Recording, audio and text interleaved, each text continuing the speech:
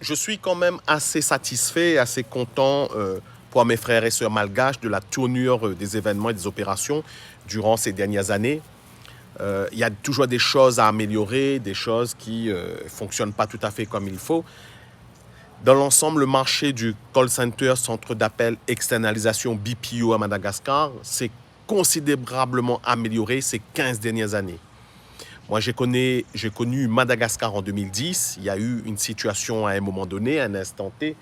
Maintenant, les choses se sont vraiment professionnalisées. Vous avez énormément de Malagas, les frères et sœurs qui sont partis à l'extérieur de Madagascar pour se former au Canada, en Australie, en Estonie, à Londres, en France, en Afrique du Sud, etc. et qui aujourd'hui ont ramené de la compétence en interne sur tout ce qui concerne le développement full stack, back office, design d'interface, modèle économique, data, même stratégie de développement, stratégie digitale, même au niveau de la finance, fintech, etc.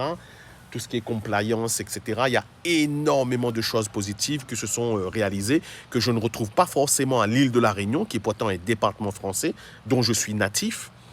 Et je ne retrouve pas ces choses-là dans ces pays-là. Alors, il faut dire que l'île de la Réunion a d'autres avantages et d'autres inconvénients aussi.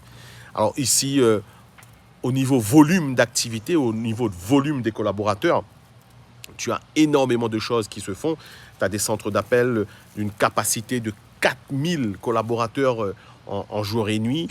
Un centre moyen ici fait 100 et 600 collaborateurs.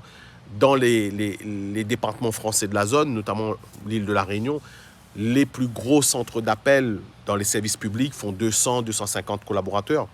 Et puis les centres d'appel officiels, structurés en tant que tels, ils sont plutôt dans les 80, 100 collaborateurs, 150 maximum. Donc énormément de choses positives qui se sont réalisées, qui se sont développées.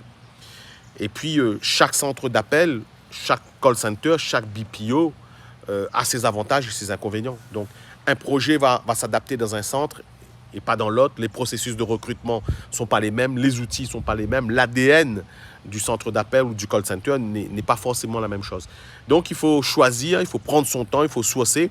Et si tu es perdu, que tu as besoin de conseils, que tu cherches du conseil dans ce domaine-là, fais appel à quelqu'un qui est présent sur place, qui a un mindset qui a été conditionné en France et qui pourra être sur la même longueur d'onde que toi et te montrer des facettes, des aspects que tu ne sais pas encore, que tu ne connais pas encore. Donc, bip moi sur WhatsApp et moi, je te conseillerai avec grand plaisir. À bientôt.